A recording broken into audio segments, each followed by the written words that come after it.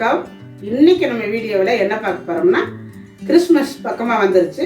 அதனால் இன்றைக்கி கிறிஸ்மஸ் ஸ்பெஷலாக ப்ளம் கேக்கு தான் செய்ய போகிறேன். இது எங்கள் பிள்ளைங்க, நான் இதுவரையில் நான் நிறைய கேக் செஞ்சுருக்கிறேன், ஆனால் ப்ளம் கேக்கு நான் செஞ்சதில்லை. எங்கள் பிள்ளைங்க அம்மா கிறிஸ்மஸ் வந்துருச்சு, நீ ப்ளம் கேக்கு செய்யுமா செஞ்சு போடுமா அப்படின்னாங்க. இன்றைக்கி அவங்களுக்காக தான் கிறிஸ்மஸ் ப்ளம் கேக் செய்ய போகிறேன்.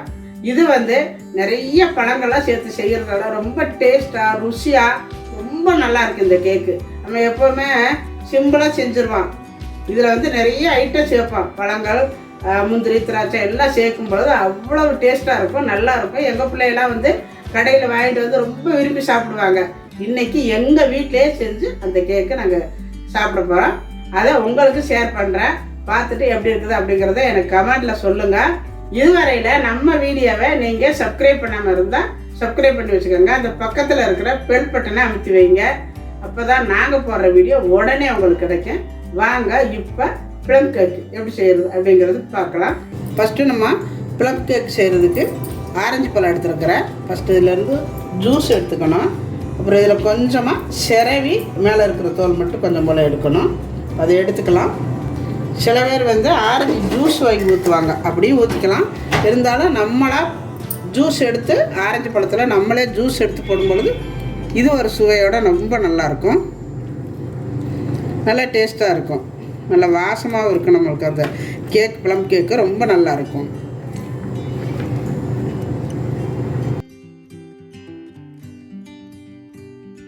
இப்போ நம்ம எல்லாம் புழிஞ்சு எடுத்தாச்சு.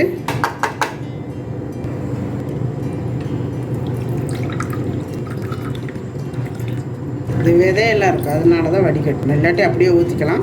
3/4 கிளாஸ் வந்திருக்கு, இது இருக்கட்டும். இதோட மேத்தோல் மட்டும், அதாவது இந்த உள்ளே இருக்கிறத வந்துடக்கூடாது, மேத்தோல் மட்டும் லைட்டாக சரவணிங்கன்னா போதும். இந்த மாதிரி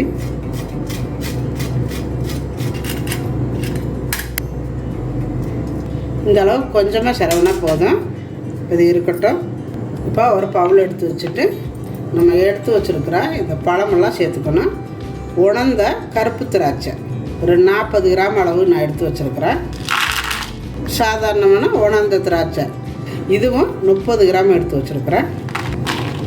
பேரிச்சம்பழம் 45 கிராம் எடுத்து வச்சுருக்கிறேன். 35 கிராமு முந்திரி எடுத்துருக்கிறேன், இப்போ அதையும் சேர்த்துக்கலாம். 10 கிராமு பிஸ்தா, 35 கிராமு பாதாம், டூட்டி போட்டு 50 கிராம் எடுத்துருக்கிறேன், இதையும் சேர்த்துக்கலாம்.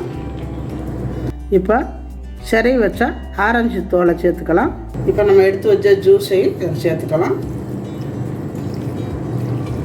ஊற்றிட்டு இது நல்லா ஊறணும், அதுக்காகத்தான் இது.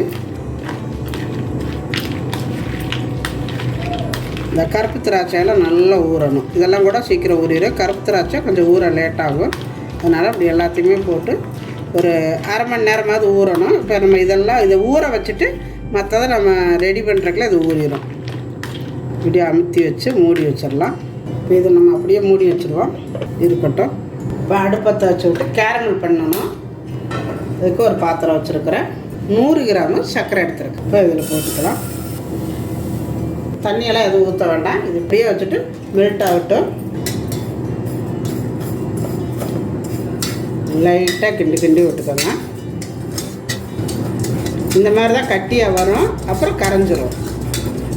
அதனால் நம்ம கை விடாமல் மட்டும் கிண்டிக்கிட்டே இருக்கோம். இந்த பக்கம் சுடு தண்ணி வச்சுருக்கிறேன். இதில் பச்சை தண்ணி விடக்கூடாது, கொஞ்சம் தண்ணி விடணும்.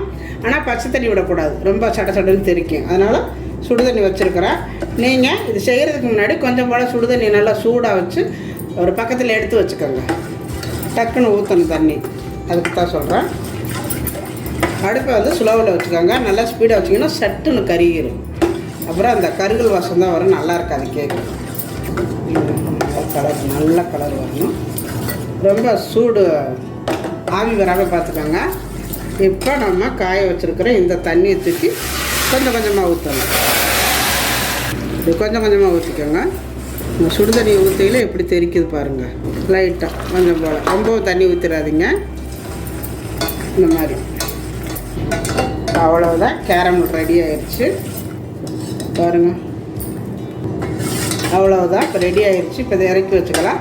இந்த மாதிரி கலர் வந்தால் தான் நம்மளுக்கு அந்த கேக்கு அந்த கலர் கிடைக்கும். பாருங்கள், இப்போ நம்ம அடுப்பு ஆஃப் பண்ணிடலாம். அவ்வளோதான் இருக்கட்டும். இப்போ இங்கே ஒரு மிச்சி சேர் எடுத்து வச்சுருக்குறேன். இதில் 100 கிராம் சர்க்கரை. நம்ம 100 கிராமு சர்க்கரை போட்டு அங்கே கேரமல் செஞ்சுருக்கிறோம். இதில் ஒரு 100 கிராமு, ஒரு பட்டை, 3 லவங்கம், 4 ஏலக்காய், கொஞ்சம் போல் சாதிக்காய். இந்த சாதிக்காய் போடணும். இதில் வந்து சாதிக்காய் போட்டிங்கன்னா தான் ரொம்ப நல்லாயிருக்கும். அதாவது பெருசாக இருக்குது பார்த்திங்களா சாதிக்காய், அதில் வந்து உடச்சி கொஞ்சம் ஒரு துண்டு போட்டுக்கோங்க. இதெல்லாம் சேர்த்து அரைச்சிக்கலாம். இப்போ நம்ம அரைச்சி எடுத்துகிட்டு வந்தாச்சு. இப்போ நம்ம சளிச்சிக்கலாம். இதை நல்லா சளிக்கணும். நம்ம பட்டை கிராம்பெல்லாம் போட்டு அரைச்சிருக்கிறோம், ஏலக்காயெல்லாம். அது வந்து தோலாக எங்கேயாவது இருந்தாலும் இருக்கும். அதனால் சளிச்சிக்கோங்க. பூரா சளிச்சு எடுத்தாச்சு. இப்போ ஒரு கப்பில் 150 கிராமு மைதா எடுத்துருக்கிறேன். இப்போ அதை சேர்த்துக்கலாம். இது நல்லா சளிச்ச மாவு தான், நல்லா இருக்குது. அதனால் நான் சளிக்கலை. இதில் 1 ஸ்பூனு பேக்கிங் பவுட்ரு, லைட்டாக சால்ட்டு விட்டுட்டு இதை நல்லா கலக்கி வச்சுக்கணும். நல்லா கலக்கி வச்சுடுவோம். அப்படியே இருக்கட்டும். ஃபஸ்ட்டு நம்ம எதில் கேக்கு செய்கிறோமோ அந்த பாத்திரத்தில் நல்லா எண்ணெயோ இல்லை நெய்யோ எது வேணாலும் இந்த மாதிரி தடவிக்கோங்க. தடவிட்டு உங்கள்கிட்ட பட்டர் பேப்பர் இருந்தால் பட்டர் பேப்பர் போட்டுக்கோங்க. பட்டர் பேப்பர் இல்லாதவ கொஞ்சம் போல் மைதா மாவு தூவிட்டு இந்த மாதிரி பண்ணிங்கன்னா இதில் நல்லா ஒட்டிக்கும். இப்போ நான் வந்து பட்டர் பேப்பர் தான் போட போகிறேன். இதுலேயும் லைட்டாக தடவிக்கோங்க. கேக் ரவுண்டிங் நல்லாயிருக்கும். இந்த மாதிரி வச்சுருங்க. இப்போ இந்த மாதிரி இதை ரெடி பண்ணி வச்சுக்கலாம். இப்போ ரெடி பண்ணி வச்சாச்சு, இருக்கட்டும். இப்போ ஒரு பவுல் எடுத்துக்கோங்க. இதில் வந்து ஒரு 4 முட்டை நான் உடச்சி விட்டுக்கிறேன். 1 ஸ்பூனு வெண்ணிலா எசன்ஸு. இதை வந்து நல்லா கலக்கணும்.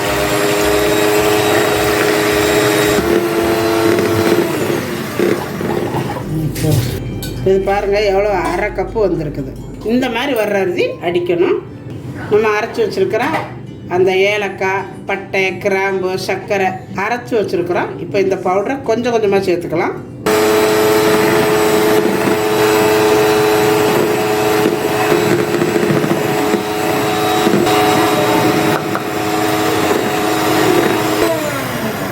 இப்போ நம்ம எடுத்து வச்சுருக்கிற இந்த மாவு கொஞ்சம் கொஞ்சமாக போட்டு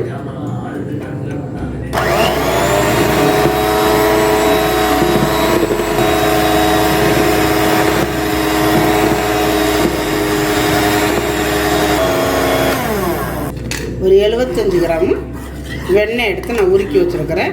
உங்களுக்கு வெண்ணெய் வேணுன்னா சேர்த்துக்கலாம், வெண்ணெய் வேண்டான்னா ஆயில் விட்டுக்கலாம். 100 கிராம் வருது, ஆயில் விட்டுக்கலாம். இப்போ நான் அதை வந்து வெண்ணெய் இதில் சேர்த்துக்கிறேன். ஊற்றிட்டு இதை லைட்டாக அடிக்கணும். அதாவது மாவு போட்டதுக்கப்புறம் ரொம்ப அடிக்கக்கூடாது, லைட்டாக தான் அடிக்கணும். அது ஊற்றினதுக்கப்புறம் நம்ம வச்சுருக்கிற கேரமல் இதையும் சேர்த்து இதில் ஊற்றி அடிச்சுக்கணும்.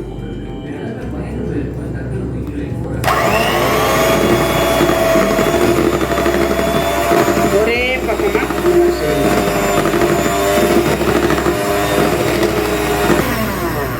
இப்போ இது இருக்கட்டும். இங்கே நம்ம ஊற வச்ச இந்த பழம் இதெல்லாம் வந்து நல்லா ஊறிடுச்சு. 1/2 மணி நேரம் ஆச்சு பாருங்கள். நல்லா ஊறிடுச்சு. இதில் கொஞ்சம் போல் தண்ணி இருந்தால் இருத்துக்கோங்க. இப்போ நம்ம தண்ணியெல்லாம் இருத்தாச்சு பாருங்கள். அதிலேருந்து இருத்த இந்த தண்ணி, இதில் இருந்த ஜூஸ் எல்லாமே சேர்த்து இருத்து வச்சுட்டு இதை வந்து வேஸ்ட்டு பண்ணக்கூடாது, அப்படியே இருக்கட்டும். நம்ம கேக்கெல்லாம் வேக வச்சு இறக்குனதுக்கப்புறம் இதை வந்து மேலே ஊற்றி தடவிக்கணும். ரொம்ப நல்லாயிருக்கும் வாசமாக. அதனால் இப்போ இது இருக்கட்டும். இப்போ இதில் கொஞ்சம் போல் மைதா, 1 ஸ்பூன் அளவு மைதா போட்டிருக்கிறேன்.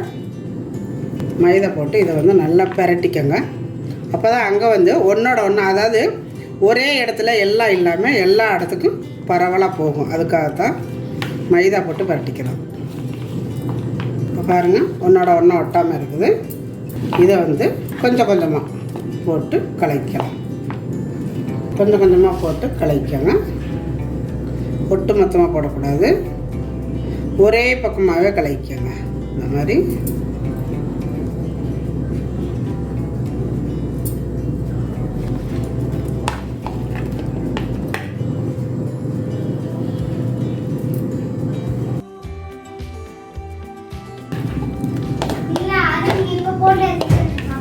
கலக்கி விட்டுக்கலாம்.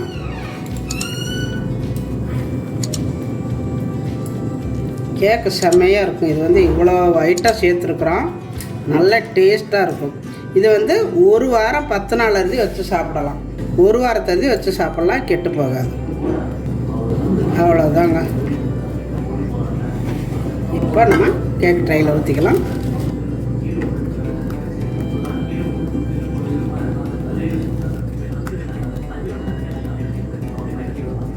இப்போ நம்ம ஊற்றியாச்சு.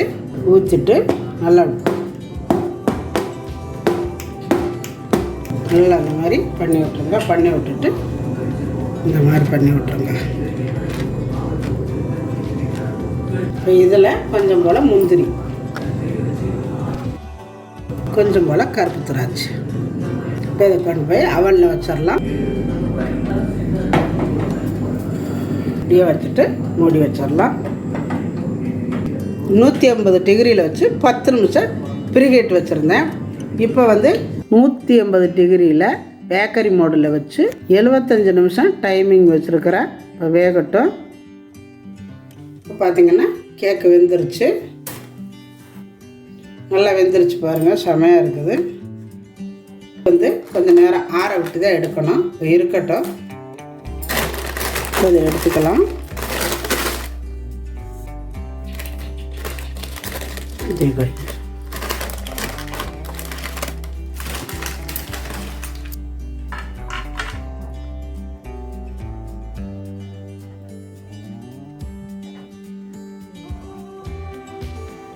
பாருங்க, கேக்கு நல்லா வந்திருக்கு, ரொம்ப அருமையாக இருக்குது, செமையாக இருக்குது, சூடாக இருக்குது. இன்னும் கொஞ்சம் நேரம் ஆறுச்சுன்னா நல்லாயிருக்கும். இப்போ இருக்கட்டும்.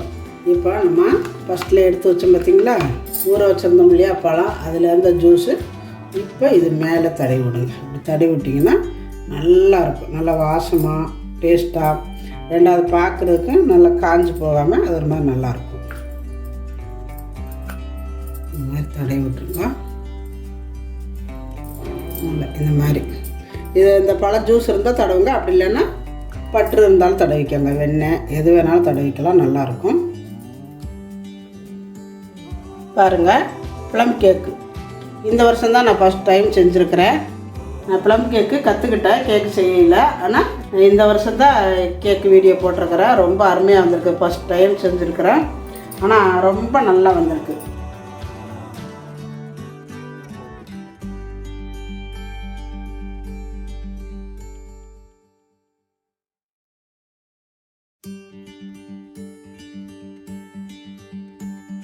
இப்போ பாருங்க, ப்ளம் கேக்கு ரொம்ப அருமையாக வந்திருக்குது, சூப்பராக இருக்குது. இது வந்து இந்த வாட்டி தான் நான் ஃபஸ்ட்டு செஞ்சேன். ரொம்ப வேலை கூட கஷ்டமாக இருக்குன்னு நினச்சேன். அப்படியெல்லாம் ஒன்றும் இல்லை, ரொம்ப ஈஸியாக குயிக்காக செஞ்சாச்சு. ரெண்டாவது நல்ல மனமாக டேஸ்ட்டாக ருசியாக சூப்பராக வந்திருக்குது ப்ளம் கேக்கு. இப்போ கேக் கட் பண்ணிக்கலாம்.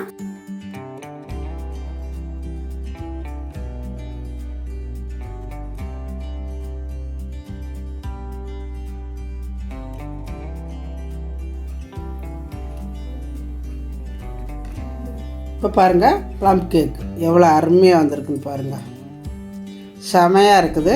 பாருங்கள், நான் அமுத்தி காட்டுறேன், நல்லா சாஃப்டாக இருக்குது.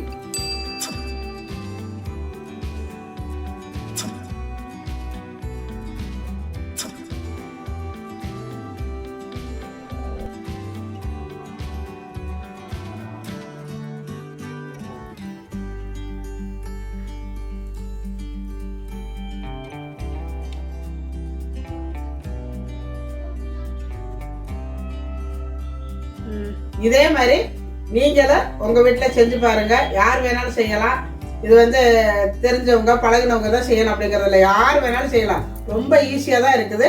இந்த வருஷம் கிறிஸ்மஸுக்கு நீங்களும் உங்கள் குழந்தைங்களுக்கு இதே மாதிரி செஞ்சு கொடுங்க. செஞ்சு கொடுத்துட்டு எப்படி வந்துச்சு அப்படிங்கிறத எனக்கு கமெண்ட்டில் சொல்லுங்கள். இந்த வீடியோ பிடிச்சிருந்தா லைக் பண்ணுங்கள், ஷேர் பண்ணுங்கள். செட்டிநாடு சமையலுக்கு சப்ஸ்கிரைப் பண்ணுங்கள். நன்றி.